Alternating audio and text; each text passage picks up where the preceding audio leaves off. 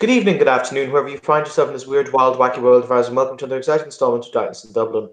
This evening's scene takes place in Fox Rock, an upmarket, an upmarket suburb of the city, wherein wealthy bankers, businessmen, and bureaucrats mostly have their homes, their large palatial estates, shall we say, in the form of multi-story houses set back away from the road on small plots of green, fertile land, where Mr. Alexander Rothschild has been asked to come to tea one evening via the primogen of Clan Malkavian, one Mr. Wordsworth, who the address in question is number 23 Sycamore Street. When it is you eventually find your way there, you find yourself in front of a pair of large cast iron gates with hedgerows on either side, obscuring the house proper from view. There is a small intercom system that is located on the pillar that the gates are supported by, indicating that you should perhaps press in order to be granted entrance to the house proper. As I arrive, as Alexander arrives, I should say, he approaches the entrance and takes out a handkerchief and presses the button. A very, I would describe it as stuffy voice on the other end will say, "Yes." Good evening, sir. My name is Alexander. I'm Rothschild. I'm here to see Mr. Wordsworth. Ah, yes. Please, sir, come right on in. There is a sound as the gates unlatch themselves and slowly slide open on oiled hinges. As the oily gate opens up, I slowly step through. I tell my manservant slash driver to wait for me here. Okay, He'll be waiting by the limo as I get out. very good.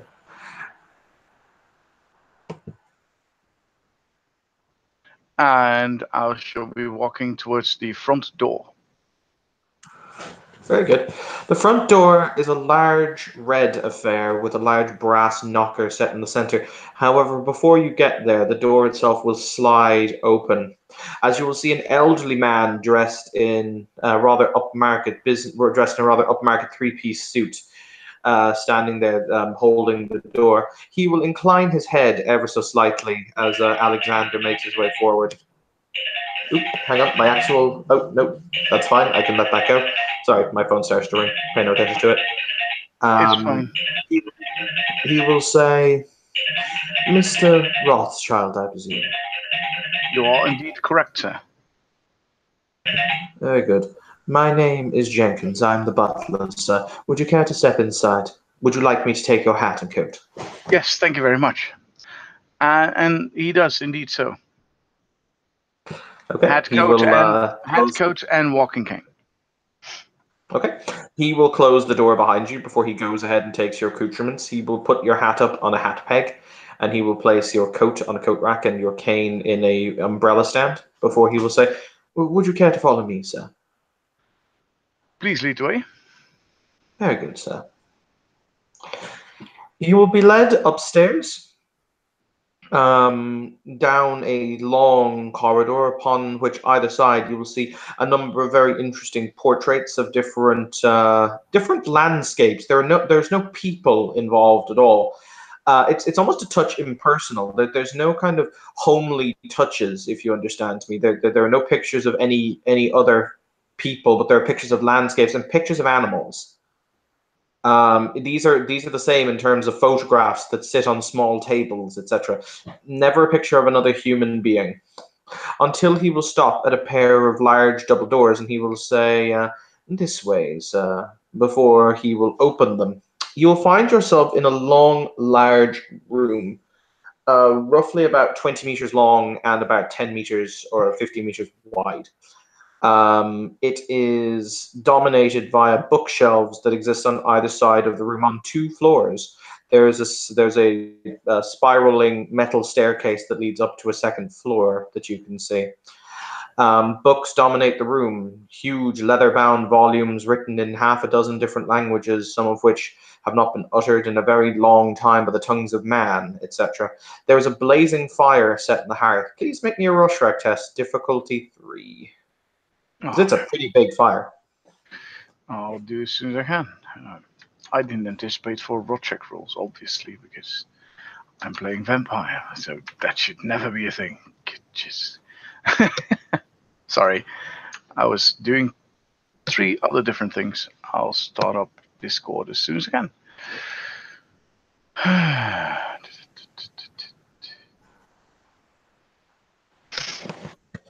There you go.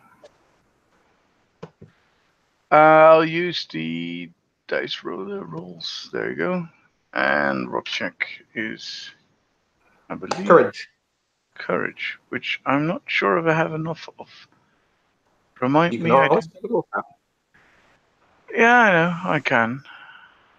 But since I don't know how important this is yet. Oh no, wait. I'm checking my line. I do know how important this is. Then I will check. I will spend the willpower to behave. Yep, I will spend the willpower, so that makes it 3. And then for my amazing.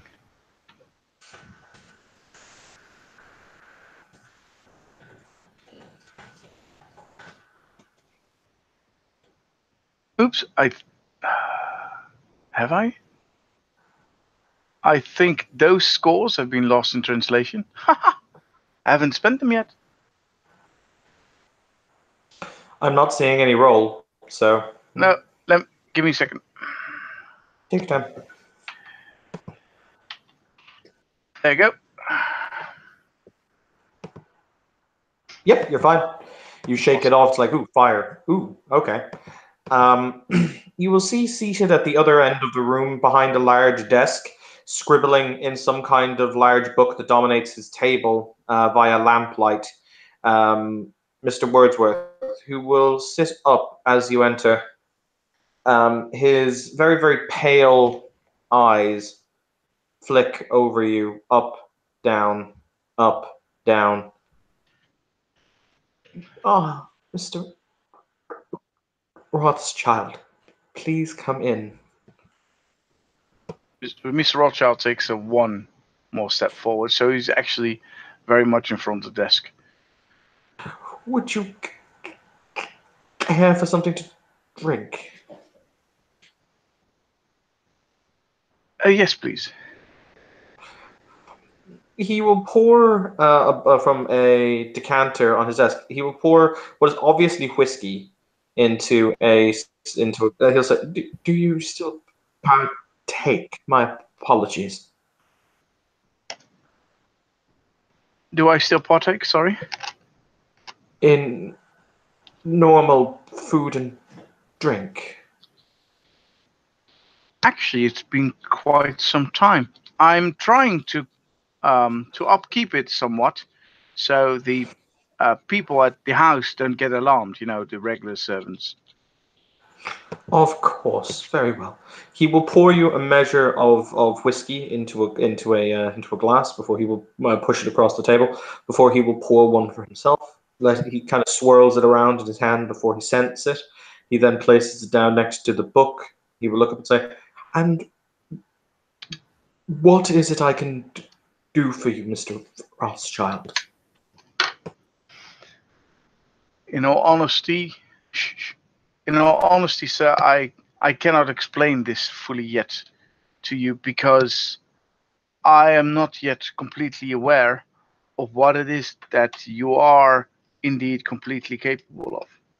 Having said that, I am absolutely sure that within the society that you and I hopefully are soon to be part of, there's a lot that you personally could teach me or advise me on. And this would be something of my request.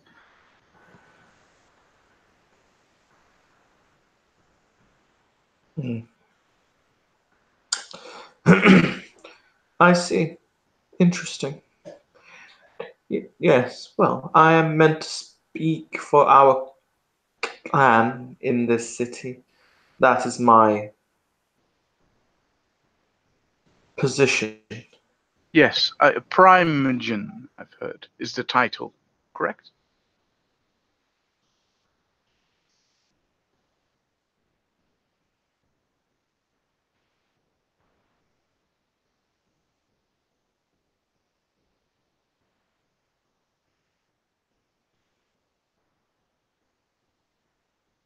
As Rothschild sits in that library, so to speak, he can't stop but admire the woodworkings and details of the room. As he's waiting for an answer, his eyes swivel from side to side as he is trying to understand how it is built. And with some, I would say, distaste, he looks at the metal staircase, seeing that in a building such as this, he would rather see a wooden staircase, maybe It ordained. doesn't. It doesn't look out of place. It's kind of that burnished kind of bronze wood, bronze metal that you do see quite a lot in old buildings. Oh, right. I had a different kind of look Yeah, when you no. said metalwork. Um, but he'll lean back in his chair and he will say, "Your sire, the individual who created you, left you rather alone in our given environment, and your family's activities as it pertains to hiding you. Yes, that's the correct turn of phrase, I believe. Ultimately meant that you were incapable of coming to your own realizations as to your current predicament. You understand? I think I do for the part that has been explained to me. Yes. Well, ultimately, what would have happened in your particular case is you would have been brought into your or our society by your sire, and for as long as your sire deemed it necessary, would have undergone training as a fledgling, someone who is newly welcomed into our family of the night, until such time as your sire deemed you worthy to be released from his accounting. You understand me? Yes, I do. He's a tutor, as of sorts. I am a father figure. Ultimately, we are responsible for the progeny that we create as a parent is to a child. So, yes, that is correct. You seem to have been lacking in this, and as I said, the fact that you were not allowed to socialize with our kind before the death of your father shows me that there is much here still to learn. Is that a fair assessment? I think that is a perfect assessment. I was never aware of the complicity of our society and am very much in need of a greater understanding, so to speak. Very well. As it cannot be said that I would turn those of my clan out into the cold, as it were, I will be more than happy for the time being to take you under my accounting, meaning I will teach you what you need to know until such point in time that you are released, when you are considered to be capable of survival in our society and politique by yourself.